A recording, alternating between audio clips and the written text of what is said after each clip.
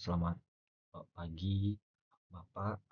Pada kesempatan kali ini saya akan membahas materi pertemuan 3 yang membahas materi manajemen proyek dengan topik kelompok proses manajemen proyek, dan materi ini akan menjelaskan bagaimana sebuah proyek dikelola mulai dari tahap awal hingga selesai, termasuk metodologi yang umum digunakan dalam dunia manajemen proyek.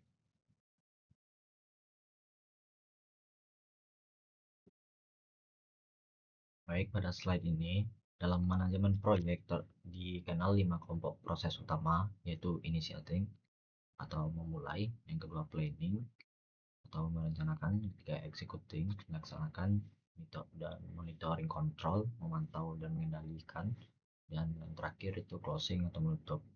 Nah, kelima kelompok proses ini perlu disesuaikan dengan kebutuhan masing-masing proyek.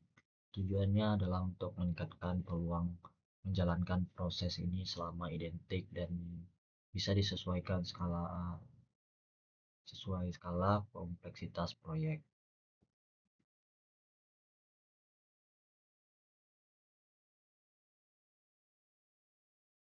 Sebelum masuk lebih dalam, mari kita pahami dulu apa itu proses. Sebuah proses adalah rangkaian tindakan yang ditunjukkan untuk mencapai tujuan tertentu. Nah, sedangkan proyek manajemen proses grup sendiri itu merupakan alur yang berawal dari aktivitas memulai, kemudian berlanjut ke aktivitas perencanaan, aktivitas pelaksanaan, aktivitas pemantauan, dan pengendalian, dan diakhiri dengan aktivitas penutupan. Nah, kelima proses ini saling berkaitan dan membentuk siklus pengelola proyek secara berkeseluruhan.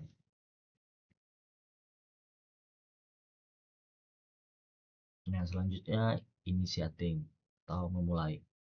Nah, proses pertama adalah inisiasi atau memulai. Ini merupakan proses mendefinisikan dan menyetujui sebuah proyek atau fase proyek. Yang menarik, sebuah proses memulai ini tidak hanya berawal dari keseluruhan proyek, tetapi terjadi pada setiap awal fase proyek. Nah, sebagai contoh, di sini kita ambil bahwa pada fase penutupan keseluruhan proyek pun tetap ada proses memulai.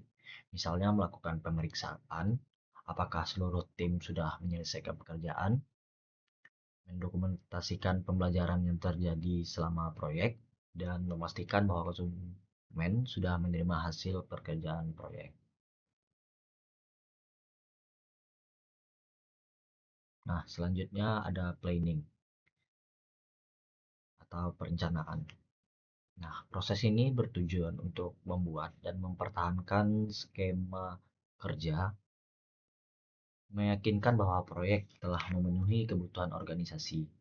Biasanya sebuah proyek memiliki beberapa rencana pengelolaan, diantaranya perencanaan pengelolaan cakupan atau skop, rencana pengelolaan jadwal, rencana pengelolaan biaya, rencana pengelolaan pembelian. Nah, perlu diingat bahwa rencana-rencana ini bersifat fleksibel, bisa saja berubah di tengah-tengah pelaksanaan proyek apabila dibutuhkan. Nah, selanjutnya eksekusi atau melaksanakan. Proses ini merupakan proses yang ketiga. Nah, pada tahap ini tim proyek mengkoordinir orang-orang dan sumber daya lain untuk melaksanakan berbagai rencana yang telah dibuat, membuat produk atau jasa, atau memberikan hasil dari proyek atau fase proyek. Nah, contoh kegiatan pada proses ini antara lain mengarahkan dan mengelola pekerjaan proyek, mengelola pengetahuan proyek, mendapatkan sumber daya yang dibutuhkan, dan melaksanakan pembelian. Inilah tahap di mana rencana yang sudah disusun benar-benar dijalankan.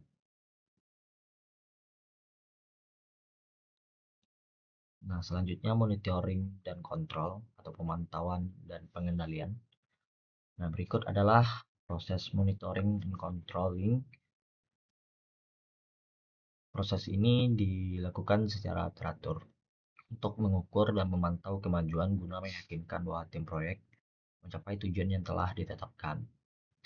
Nah, Manajer proyek serta staf bertugas memantau dan mengukur perkembangan terhadap rencana yang ada dan melakukan perbaikan jika dibutuhkan. Nah, salah satu aktivitas yang sering terjadi pada proses ini itu adalah pelaporan kinerja, di mana setiap stakeholder dapat mengidentifikasi perubahan yang mungkin diperlukan agar proyek tetap sesuai dengan rencana.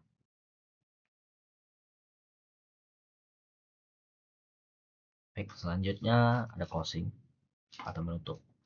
Ini merupakan proses terakhir dan merupakan proses penerimaan proyek atau fase proyek yang diformalisasi dan diakhiri dengan efisien. Pada tahap ini biasanya terdapat aktivitas administratif seperti pengarsipan file proyek, mendokumentasikan pembelajaran yang telah diperoleh selama proyek berjalan, dan menerima hasil proyek secara formal dari pihak terkait.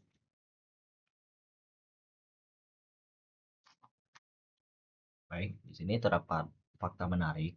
Nah, saya ingin membagikan sebuah fakta menarik berdasarkan sebuah survei terhadap 1816 manajer proyek di Amerika Serikat oleh Andy Crow dengan bukunya yang berjudul Apa Project Manager? What the Top 2% Know That Everyone Else Does Not. Ditemukan bahwa proyek manajer yang kuat disebut sebagai alpha. Ternyata menghabiskan waktu perencanaan lebih banyak dibandingkan manajer proyek pada umumnya. Dari data pada grafik terdapat bahwa Alpha Project Manager menghabiskan sekitar 21% waktu untuk planning dibandingkan hanya 11% pada manajer proyek lainnya. Efek yang nampak dari kebiasaan ini adalah waktu pelaksanaan dan eksekusi menjadi lebih pendek, yaitu 69% dibanding 82% pada manajer lainnya. Nah, kesimpulannya yaitu menghabiskan lebih banyak waktu pada tahap perencanaan ternyata membuahkan hasil pada tahap eksekusi karena proses bisa menjadi lebih efisien.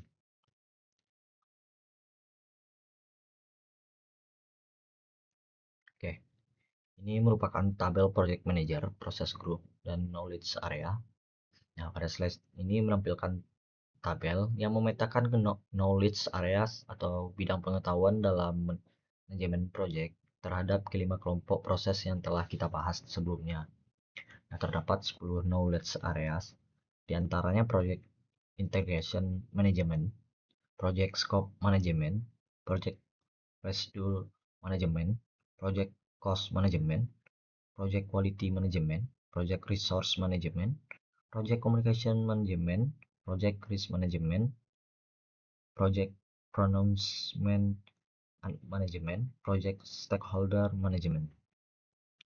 Nah, setiap knowledge area ini memiliki proses-proses spesifik yang tersebar pada 5 kelompok proses tadi. Misalnya, pada project risk management, terdapat proses mulai dari perencanaan manajemen risiko, mengidentifikasi risiko, melakukan analisis kuantitatif dan kuantitatif, hingga memantau risiko yang terjadi. Tabel ini menunjukkan betapa luas dan saling keterikatan antar proses dalam sebuah proyek.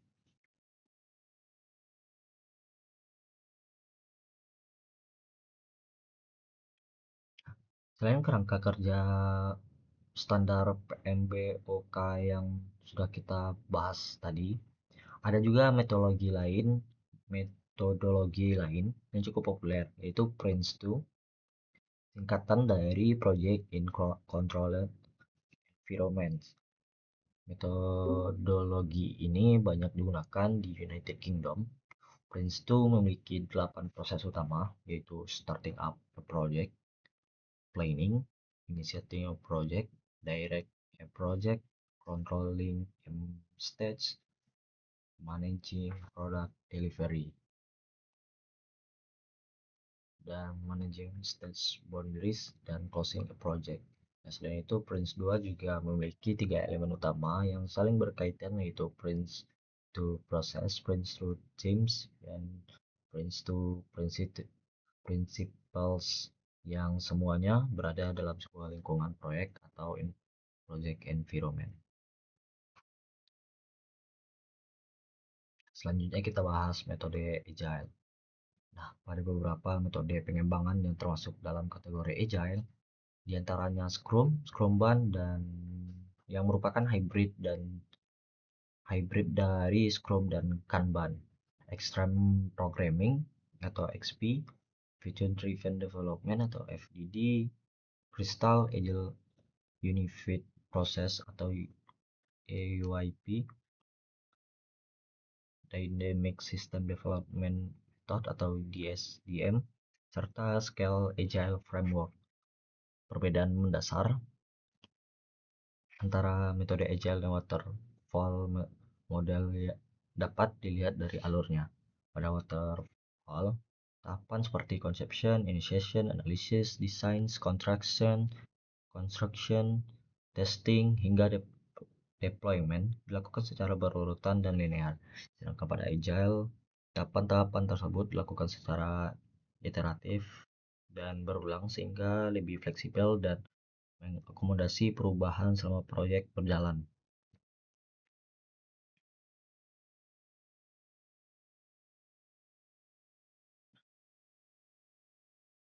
Nah, framework lain yang perlu kita ketahui yaitu RUIP, Rational Unified Process Framework.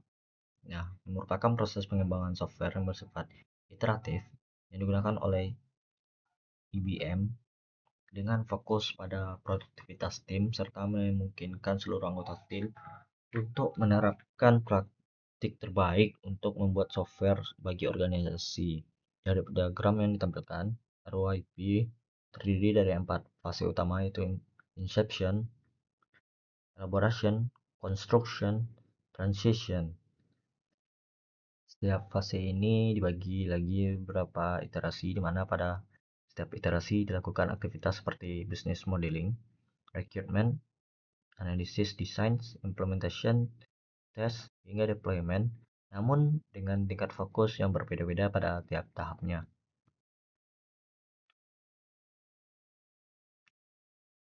Metodologi selanjutnya adalah Six Sigma. Banyak ahli kualitas proyek yang telah berkontribusi dalam prinsip Six Sigma ini. Terdapat dua metode utama yang dipakai pada Six Sigma yaitu DMIEC dan DMIDV. DMAIC yang merupakan singkatan dari Define, Measure, Analyze, Improve, dan Control digunakan untuk meningkatkan proses bisnis yang sudah ada. Sedangkan DMADV singkatan dari Define, Measure, Analyze, Design, and Verify digunakan untuk menciptakan produk baru agar dapat mencapai kinerja yang diprediksi tanpa cacat. Lalu apa bedanya dengan Six Sigma itu sendiri? Six Sigma berarti hanya boleh ada 3,7 kecacatan atau kesalahan 1 juta per kesempatan atau produk yang dihasilkan. Dari kurva kontribusi normal ditampilkan bahwa kita bisa melihat bahwa rentang antara low specification limit dan upper specification limit mencakup 99,997%. Area bebas cacat atau defects free. Ini yang menjadikan Six Sigma sebagai standar kualitas yang sangat tinggi dalam manajemen proyek dan bisnis. Nah, selanjutnya kita masuk ke pembahasan proyek karakter. Proyek karakter adalah dokumen satu halaman yang merangkum informasi fundamental dari sebuah proyek yang sebelum proyek tersebut dimulai. Nah, sebelum ditandatangani, proyek karakter ini memberikan otoritas pada pemimpin proyek untuk secara resmi memulai proyek dan menggunakan sumber daya serta pendanaan yang diperlukan untuk menyelesaikan proyek dengan sukses. Meskipun proyek karakter bersifat singkat dan ringkas, dokumen ini seringkali menunjuk pada dokumen-dokumen lain yang detail sebagai pendukung. Nah, sebagai contoh, berikut ini adalah tampilan proyek karakter untuk proyek Project and Portfolio Management Tools. Di dalamnya terdapat informasi seperti subject title, project manager, tanggal mulai dan berakhir proyek, serta project sponsor. Nah, selain itu terdapat juga bagian business need yang menjelaskan latar belakang mengapa proyek ini dibuat.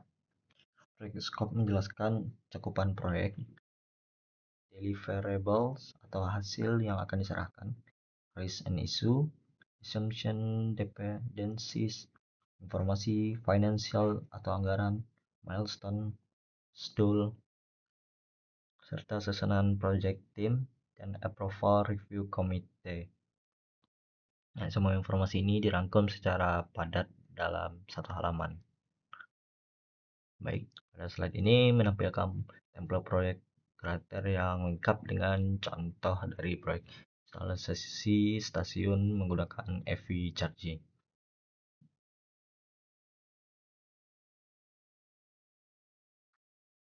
Yang terakhir, kita bisa lihat satu contoh lagi proyek karakter dari ERV project. Format sedikit berbeda namun tetap mencakup elemen-elemen penting seperti project sponsor, project manager, project description, scope, business case, constraint yang mencakup time, budget, scope, and quality dalam urutan prioritas. Nah, project deliverables, benefits dengan KPI terukur seperti baseline and goals, steering committee, key stakeholder, serta risk. Dari beberapa contoh proyek karakter yang telah kita lihat, dapat disimpulkan bahwa meskipun formatnya bisa bervariasi antar organisasi, esensinya tetap sama. Memberikan gambaran umum namun jelas mengenai tujuan dan ruang lingkup dan risiko otoritas sebuah proyek sebelum proyek tersebut dijalankan.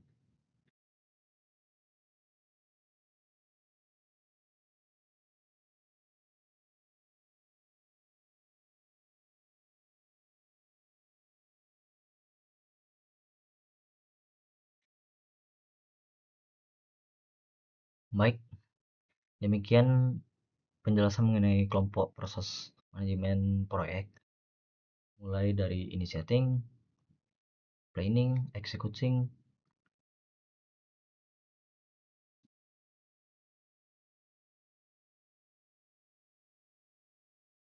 Baik, demikian penjelasan mengenai kelompok proses manajemen proyek, mulai dari inisiasi, planning, eksekusi, monitoring, controlling, dan hingga closing, serta beberapa metode pendukung seperti Prince2, Agile, RUP, dan Six Sigma. Ditutup dengan pembahasan mengenai proyek karakter sebagai dokumen awal yang mengisahkan sebuah proyek. Terima kasih atas perhatiannya. Apabila ada yang salah sampaikan, mohon maaf. Saya akhiri wabillahi taufiq wal hidayah. Assalamualaikum warahmatullahi wabarakatuh.